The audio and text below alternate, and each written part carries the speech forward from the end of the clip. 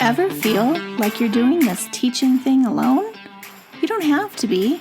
Shared teaching is all about sharing the workload through the power of collaboration and teamwork. Together, we'll walk through all the difficult parts of teaching and learn how to streamline our processes, fine-tune our time management, and develop a more manageable workload. If that sounds like a dream come true to you, then welcome to the Shared Teaching Podcast. Let's share in the teaching to make those dreams a reality. Now here's today's Shared Teaching. Welcome back to the Shared Teaching Podcast. You're listening to episode number 119, where we are going to have an interview with Shannon Hazel, who is the author of the new book, New Teacher Confidential: What They Didn't Tell You About Being a Teacher. Over her 25-year career, she was a K-8 teacher, a special education specialist, and an instructional coach for teachers. And she's here today to talk about teacher burnout and also just some new teacher tidbits that every teacher should hear and take with them into their new classrooms. So please welcome to the Shared Teaching Podcast, Shannon Hazel. I'm so excited to chat with you today. Thank you for having me. I'm excited to be here. You are welcome. So you came out with a new book that is very important and timely, I gotta say, and it's called New Teacher Confidential: What They Didn't Tell You About Being a Teacher. And I gotta say, when I first heard that title, I was like, oh my gosh, this is a book all of us say we can write. But you actually wrote it. So. Yes, 100%.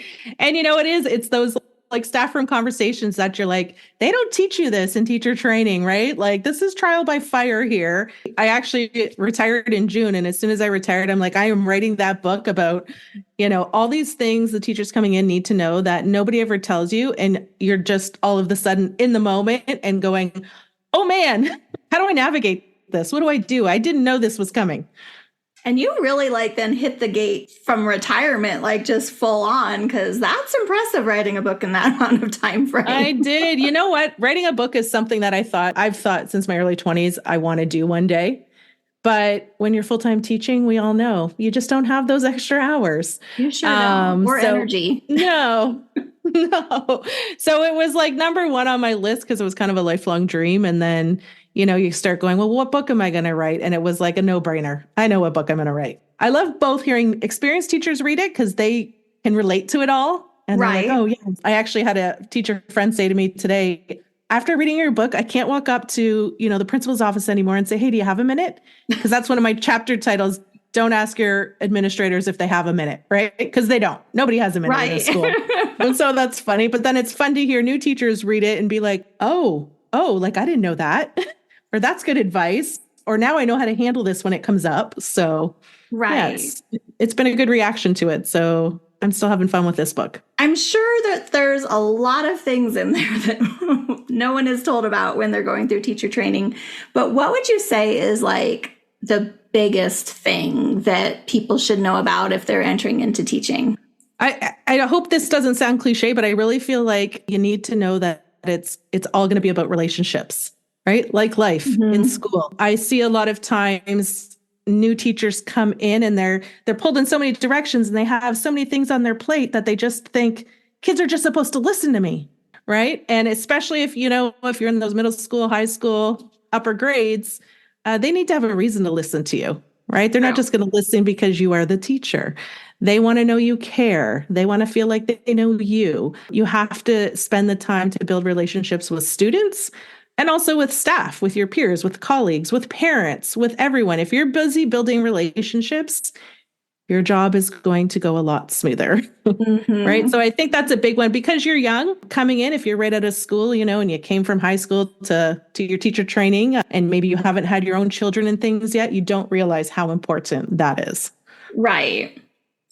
And I always say too that the custodian and the front office ladies, Like treat them Yes. like gold because it really will come in handy, even if it's like the next year of teaching. Yes. I get so many nice little favors, and it's little things like, oh, hey, I'm moving classrooms. Can you score me some boxes? Exactly. And I say that in one of my chapters that's kind of about, building relationships with your colleagues. And I say that, administrative staff, secretaries, clerks, and custodians are teachers' best friends.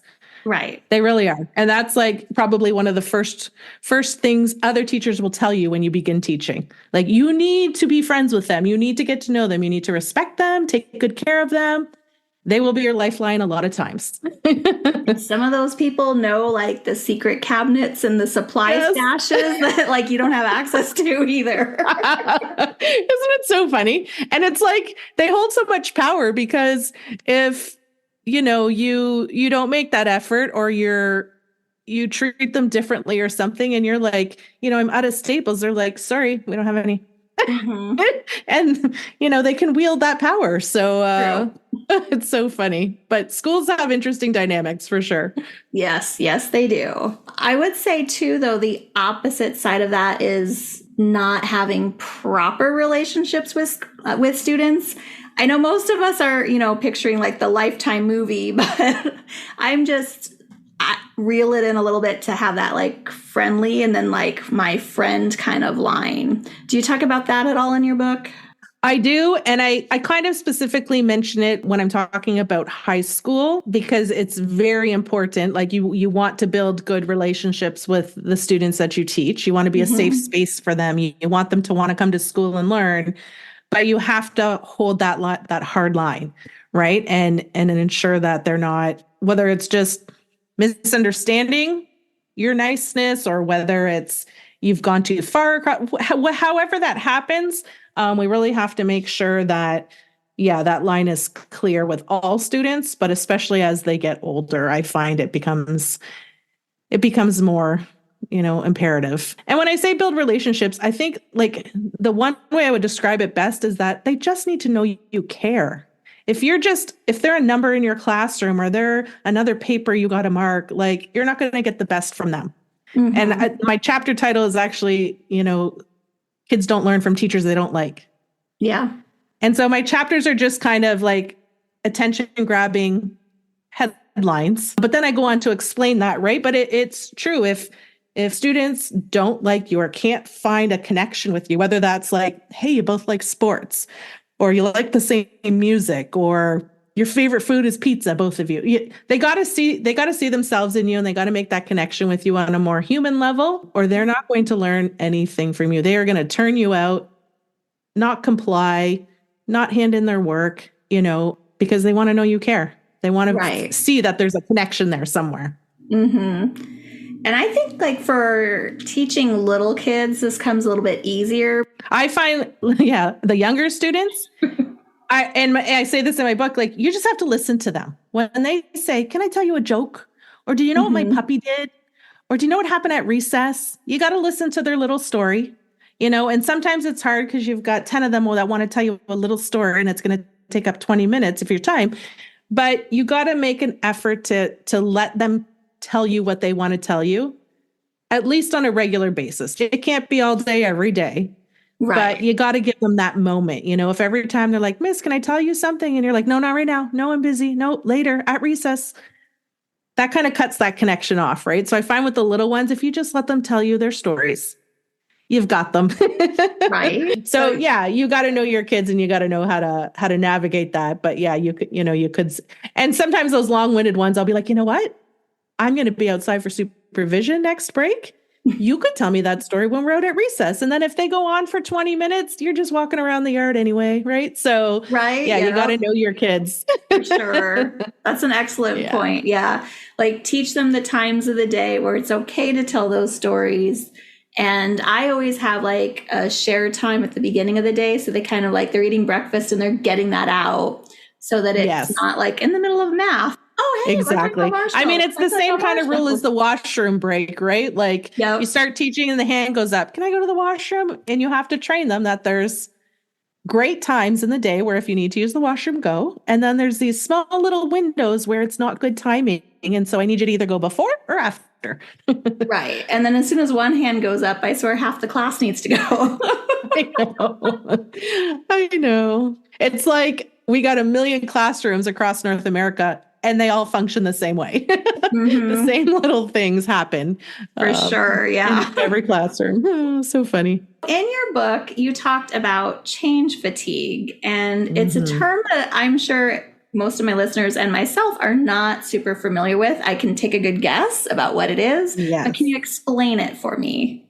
Yeah. So it's funny because, and I'm sure it's the same where you are, I constantly hear in the news all the reasons for teacher burnout. Right. And it's almost like it's just on a loop in the media. Oh, this is the reason. This is the reason. This is the reason. But for me, this was a big reason. What I've learned is coined change fatigue, where I would find myself getting burnt out. And so change fatigue is the mental and the emotional exhaustion that comes when there's constant change in an organization, or there's big change on top of previous change, on top of other change. And things just keep changing. I found in education, you never get to have that moment where you're like, okay, I know all my curriculum. I know all my resources. I have all the same students in my class. I'm not changing assignments or grades or school. Like you don't get to just have your peaceful moment of everything staying status quo. Every day is like, what's today going to bring? Right. And so when you have to constantly live in that state of what's coming, that's a high level of stress for us to work in every day, always thinking, am I getting a new student? How's that going to change my class dynamics? Oh, they just told us we can't use this resource anymore. And here's a new one. Oh, this site just got banned and my whole program's on it. And now I can't use the site. Like those things that constantly make us shift and spend time redoing things again and again and again over an entire career, right? And sometimes it's the small things like I said, you get a new student, or, you have to change classrooms for next year. And then sometimes it's huge, like, hey, we're going to redo the math and language curriculum for next year. And it's June and you got to be ready for September. Yeah. So happened last year. Yeah, it's just that constant change that happens. And I mean, some change is necessary. We've got to keep up with the times. We've got to prepare kids for their future and for the real world. So, it's inevitable. It's necessary. But for me, it's more thought needs to be put into the implementation and streamlining it so that there's not so much change on teachers' plates constantly. Like I was a teacher for 25 years. I don't believe I ever had a day where I was like, hey, everything's just status quo today. Right? There's always something. If it's not a big organized change, it's just something that pops off. That parent that comes in and is irate today, and that threw your whole day for a loop. You didn't know that was coming. Right? So that's the change fatigue. It's just that ongoing organizational change, daily change in your jobs, big change, little change. But at some point, it exhausts you. And I think that's a big reason that's often overlooked for teacher burnout. Right. And that is true, because all the articles I've seen, they talk about pay and things like that. But yeah, they're not talking about like how much demands are on us and how much we have to always be pivoting to kind of keep up. I even read an article somewhere that said, on an average day, teachers make more second to second decisions than a brain surgeon. Oh, wow. Like you're thinking like these are high stress, like we live in a high stress environment. And because it's so many people across everywhere in North America, it's like, it's just become normal, but it's not normal to constantly live in a state of high stress because you don't know what the next period, day, week is going to bring. That's a scary thought. But yeah, I've never really thought about that. I mean, I know we're all stressed, but to think about all of us in the same boat and just oh my goodness. Yeah. So to me, that would be what I would say, when I was feeling really burnt out, like I have nothing left to give. That is always what I attributed it to over my career. I didn't know what it was called. I didn't know it was a thing. Right. But I just knew it's like, I would think to myself, like, can something just stay the same? And, we joke in education and say like, oh, the swinging pendulum, right? Like what's old is new, what's new is old, and things just go round and around. But it's not a joke. It's affecting so many lives and so many teachers' mental and emotional and physical health. It's not good for kids when things are constantly changing either. So I think it's a way bigger issue than anybody gives it attention and pays attention to or talks about it. Right, for sure. How can we do anything about it when it's like the school districts that are kind of like at the helm of this like driving force of like all the changes? Like, is there something that we can do as a teacher? So there definitely is, but I think the first thing you have to do is you have to understand how we get to change fatigue. So there's 3 phases. Okay. Or how we get to burnout. There's 3 phases that, it happens. And as I say them here, I feel like any teacher listening could see themselves in one of these phases. I don't believe there's any teacher that says, that's not me. Right. Right. So the first phase is exhaustion, right? So you're feeling mentally, emotionally, physically exhausted because you've run out of emotional resources. You're just done. You're depleted. You've got no more to give. You're feeling exhausted. So at the very least, teachers can identify and say, yeah, I'm exhausted. And then when that doesn't let up, it leads to stage 2, which is depersonalization. So you start to develop apathy. You got some decrease in empathy going on. You're starting to care a little less.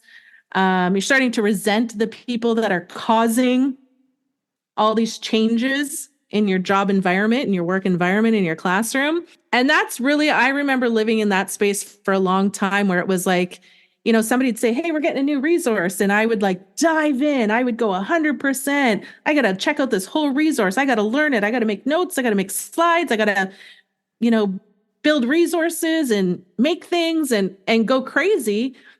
And then 3 years later, them to say, the research doesn't support that. We're getting rid of that. And now here's your new thing.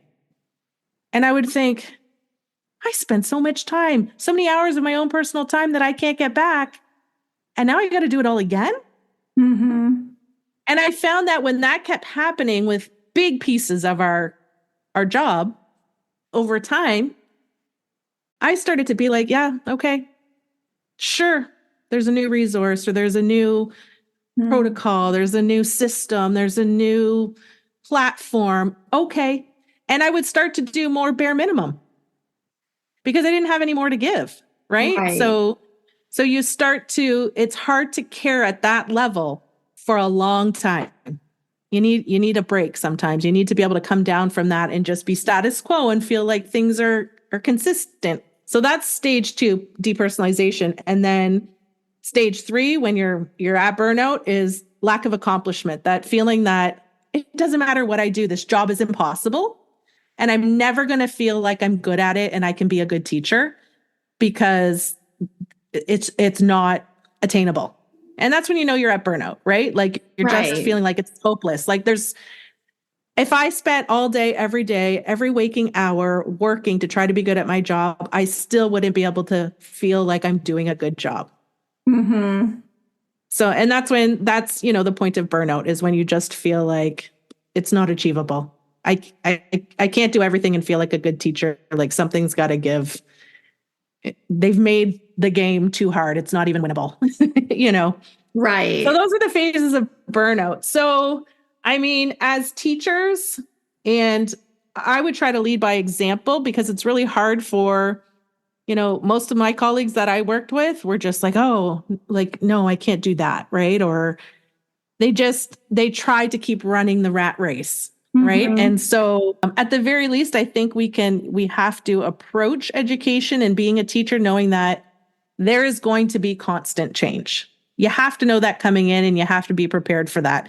If you're not a person if you don't like change, if you find it hard to shift gears, if you like to get everything all set up and then you don't want to get out of your box, teaching's not for you, right? Like, right. You've got to be able to roll with the change or at least know that change is going to keep happening and that's going to be part of your whole career. It's never going to end. So knowing that it's coming, anticipating it, expecting it, having that mindset will help. I also found for me, if I could really at its core understand why the change is happening. Okay. If somebody can really explain to me and show me how this is best for kids or better than what we're doing for kids. And I can clearly see, oh yeah, like this is better for kids. Then I want to get behind it because I want to do good for kids. And I think most teachers live in that space, right? Like if you can prove to somebody how this is better for kids, they're more likely to get on board. Right. But if they feel like you're making a change just to make a change and it makes absolutely no sense, and it's not, you can't tell me how it's better for kids, why are we doing it? Mm-hmm.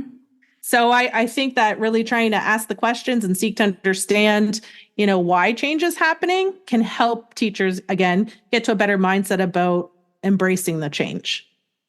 Yeah. And then I think we also have to give ourselves the space to have enough time to implement, right? Like, again, teachers are like, oh, this change is happening. I got to get it done tomorrow. No, you don't. You don't. Give yourself space, give yourself time, make it manageable. Usually implementation of big things, happen over a period of time. And we like to just get through it and be like at the place where we're reset up and we know what's going on. That's our core. Right. But you got to give yourself time. And I mean, I love this message that you're the shared teacher, shared podcast, right? Because we're all going through it together. So we got to look at it and say, okay, how can we work through this together? Why is each person figuring this out on their own? How can we as a primary team or a junior team or, whatever your role is, how can you partner with others to make it more manageable and make less work for everyone? And when you're doing that collaborative piece, you're more likely to enjoy it than if you're sitting at home working in isolation trying to figure it out. Right. So I think really leaning on colleagues, going through it together, riding the highs and the lows, because you're going to have days where, man, this sucks. But then you're going to have small successes and you want to have people to celebrate. And you got to take that moment to say, you know what? We moved from here to here. Look at us. We're doing great. Yeah. So I think mindset's a big thing. But I also think that you have a great message here about collaboration and shared responsibility and working together to make things easier for all of us. Well, I find it like I've been to so many different schools, and it just amazes me how many grade level teams just don't do that. And that's really the only way to make your job manageable, I feel, is if you're sharing that workload, because otherwise it is impossible. And you do find that level of burnout really quickly. Yeah. In my book, that's about, collaborating with your colleagues. I mean, I made a little, there's a little chart in there of like 11 things you could start doing today to make less work for yourself by collaborating with your grade partner. Nice. Right. And so, and we all know what those things are. Like, I'm going to list them. You're going to be like, yep, it's all those mundane things we got to do on a daily basis, like photocopy and laminate, create report card comments, IEP goals. Working with a partner can shave so much time off some of those tasks that are ongoing tasks year after year, planning out units, picking out mentor text or the next novel, or, if I got to fill out a form, I might as well copy it and give it to you. Why are we both filling it out? So some of those things that you can just it just makes good sense. Right. And when we just need to figure out who our people are that want to share in that with us and just make it happen. For sure. And I also recommend, if you can't find anyone at your school, or even at your grade level, then you go outside your grade level. Because there might be if you're in second grade, there might be a first grade teacher that wants to buddy with you. And even if you have different grade levels, you could still be like, oh, hey, I'll do my copies and your copies at the same time. It doesn't have to be there in your grade level to find somebody that you can collaborate with too. Absolutely. And I mean, we live in such a digital age that, you see online people collaborating all the time over report card comment banks. Yeah. Or I need some ideas for this unit in science or, whatever it may be. And you're right. It doesn't have to be the teacher down the hall anymore. It can be anyone who's looking for a partner in this and sharing ideas and sharing resources and sharing connections and videos, whatever, just makes it easier for all of us. So, hopefully you're able to find someone in your building because that's nice to have. Right. Again, on good days or bad days. And they're right there for the physical stuff that you can share the the wealth. But if you can't find that, I find that the digital world is another great opportunity to find, partners. True. And that's what I love about my position this year is the GATE teachers are so welcoming and supportive and, here's this entire units they're sharing, and sometimes you just don't find that in regular grade levels. Yes. So I'm working to bring it back for everybody. There you go. And I think that's a great point for new teachers because, and I know that they might feel like, well, I have no experience. I don't know what to share, but when you're looking for a partner, you might just have to start sharing first, right? And when you copy some things for someone or you give them whatever you just created, unit, whatever, and you just start freely sharing, other people are more inclined to start to share back, right? So if you're going to hang out and wait for someone to share with you, you could wait a long time. But if you initiate that, you might find that it's a welcomed practice and you might start getting things in return and then you can build your partnership from there. So I think new teachers, they do have a lot to offer. They have different things to offer than experienced teachers. For sure. And so, they might need to take that risk and go first.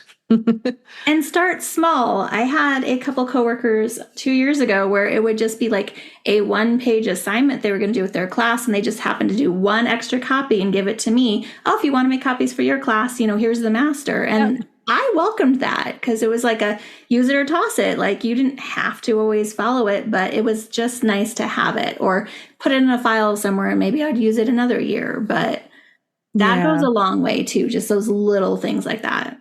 100%. And we all need those things at some point. We might not use it the second or like you said in the same way, but I mean, if you give teachers something that they can use, that is like the biggest gift you could give a teacher. Right. Yes. Teaching is a weird world. And I don't think any other industry works like we do. And when you tell people that aren't teachers how the inner workings of schools, they're usually shocked. My example for people is always like, if you were going for surgery, do you feel like the surgeon should have to go buy all his own tools in the hospital and like decide which scalpel he wants and which oxygen tank and pay for all those things and then hope that he's got the right stuff to keep you alive? Like, right. You know what I mean? Like we naturally just buy all the things we need to make our classrooms run and put our own money back into our classrooms for basic things that should be in schools. No other profession does that. No. No other public sector, does that. Right. And I feel like that was especially true like when we came back from COVID and we started having to like come back into the classrooms. Like, where was all our PPE and stuff like that? Like, some of us weren't supplied with those things. So who then pays for it, So it's Teacher Appreciation Week at the time of this recording. And we talked a lot about what new teachers can kind of look out for and how to kind of find that burnout point of where you are. But what can other people do that are not teachers to kind of help support us? Yeah, that's such a loaded question because there's so many stakeholders in education. Yeah. But I like to focus on like the district leaders, right? Whatever level that is, if it's administration, superintendents, directors, they really, again, I know their plates are full and they're busy and they're just trying to be like, okay, this has got to roll out, go. But most times you were once a teacher. You got to remember what it was like to be in the front line in the classroom, right?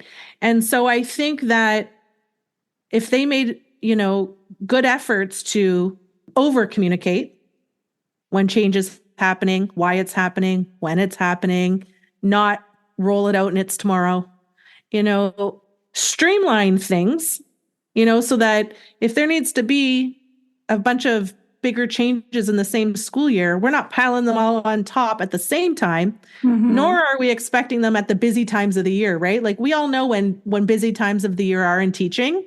Right. And if you're telling me, I'm at home spending hours writing report cards and you're telling me I got to implement a new change at the same time, think about that, right? Like plan ahead, look at the school year and kind of schedule in at manageable times any changes that are on the horizon. Ask teachers, Like, this is what needs to happen.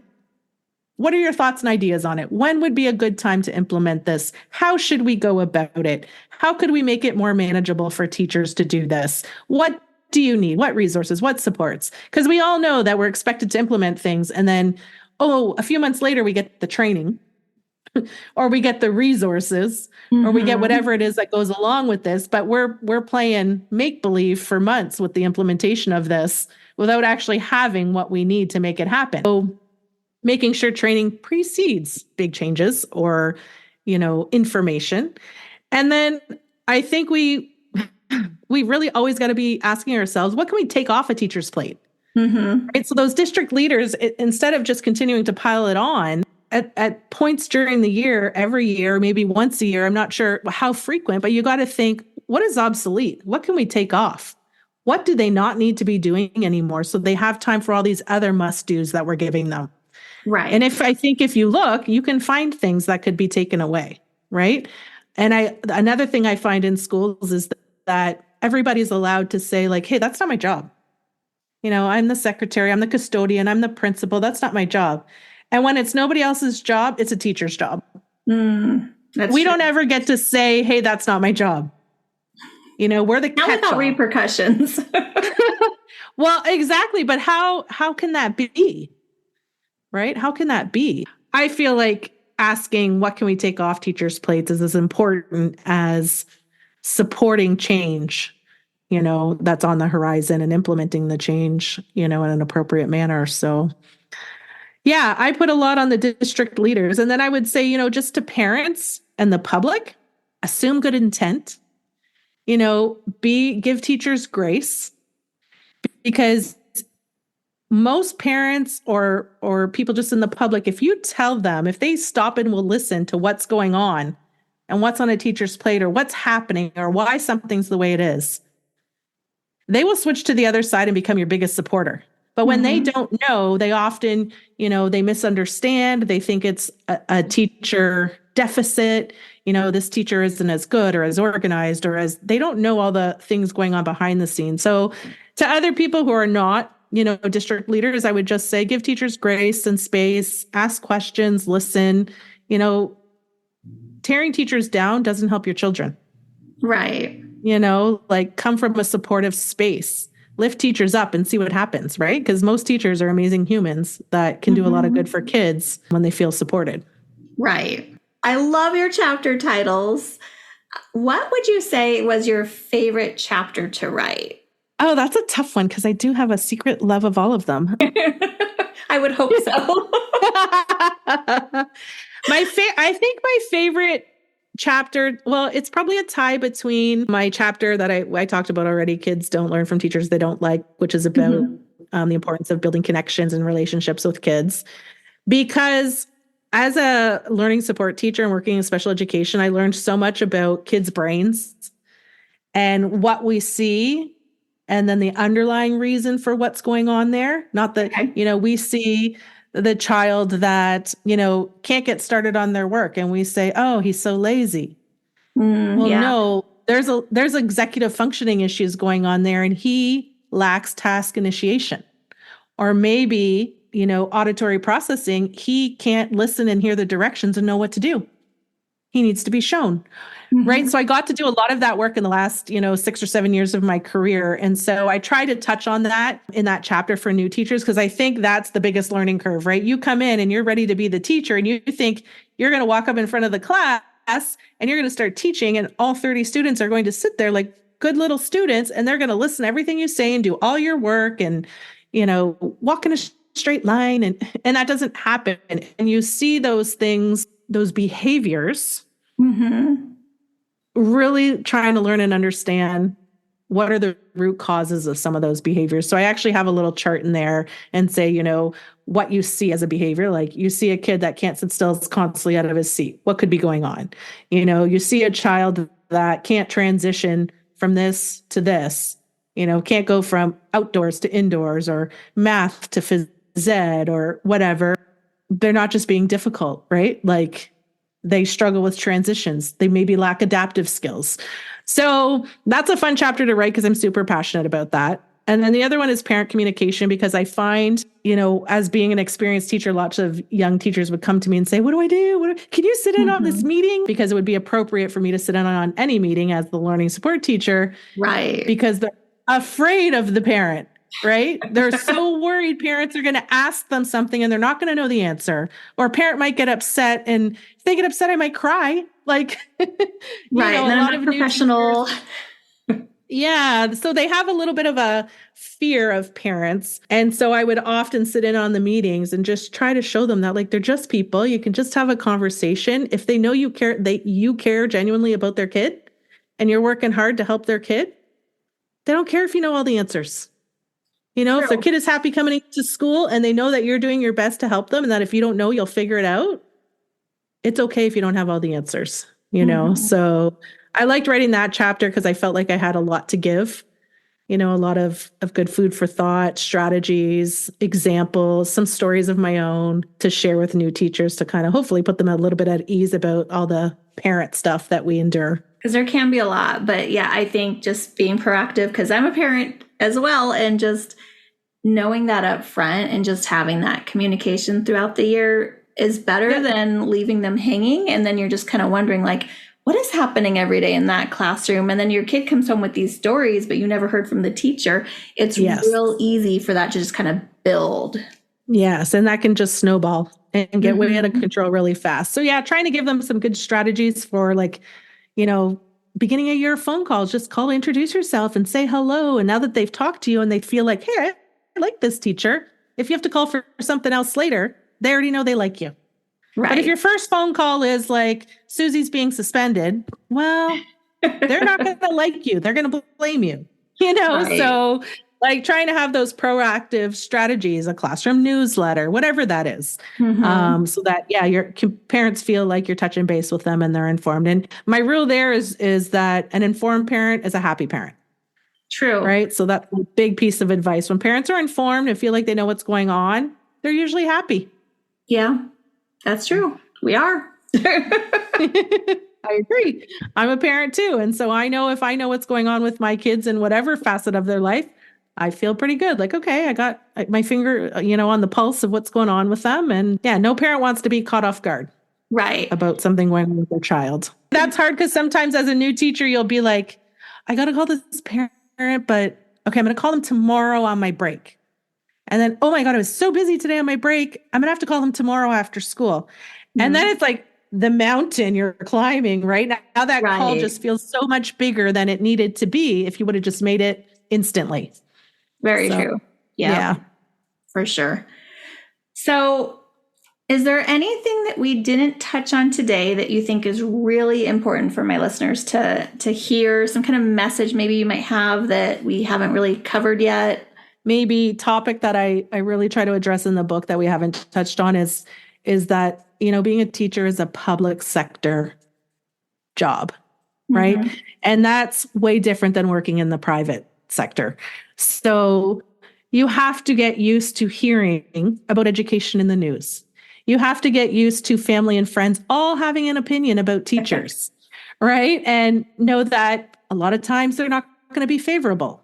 You also have to get used to knowing that when people have opinions, that's based on their own experience. They still have those childhood wounds or whatever went on with them that they're projecting onto you. So learning that, again, expecting that that's always going to be a part of being a teacher, and that you're going to hear governments and politicians and people spin things and the media. Like at the end of the day, as teachers, we know, and I always say to people, if you meet a stranger and they tell you they're a teacher, you automatically feel like you have a connection. Like they get you, you get them. We know each other's realities, and you instantaneously just feel like you know them just because you heard they were a teacher, right? So lean on your teachers, lean on your teacher friends, really take the time to cultivate a good core group of teacher friends. They're invaluable. They'll sustain you throughout your career. They'll help you in the hard times. They'll cheer with you in the, good times when you reach success and milestones and those sorts of things. So that's another, I think, probably a great message for new teachers is that, like, it's really valuable to spend the time building those relationships with your peers and finding that, 2 or 3 teachers that like you can just befriend through your whole career and will be there with you every step of the way, whether or not you're at the same school, doesn't matter. You need those teacher friends. Well, Shannon, I've really enjoyed our conversation today. Like, you are just a wealth of information for new teachers. And I am so happy that they can find this book in Amazon. And it's called, again, New Teacher Confidential, What They Didn't Tell You About Being a Teacher. And of course, I'll put the link in the show notes. But I also want them to be able to reach out to you. So where can my listeners find you? So my website is teacheredu.ca. Okay. And so, you can find me there. I have a blog. I have a teacher mentorship program. I have my book, some things for new teachers that I'm slowly building there on my site at teacheredu.ca. You can also find me on Facebook, Instagram, LinkedIn, Twitter, all the major social media outlets. And I can share my links with your listeners as well if they'd like to connect. Absolutely. So we'll have all of those in the show notes. So everyone just has to go and look at the information for this episode, and then they can click on those links and find you and reach out to you. And of course, we hope that they buy your book and support new teachers, even if they have a student teacher. I'm thinking right now would be an amazing gift for them. So many of my teacher friends bought it as a gift for their student teachers, and that's exactly the target market. That's who it's for. Thank you so much for coming on. All right. Well, thank you for having me. You're welcome. If you've loved this show, then join me in sharing the teaching, hitting that subscribe button, and leaving us a review on iTunes, so we can be found by more teachers like you who are ready to start sharing the workload. I hope you've enjoyed this episode. Find new episodes each week on sharedteaching.com. Thanks for listening to the Shared Teaching Podcast.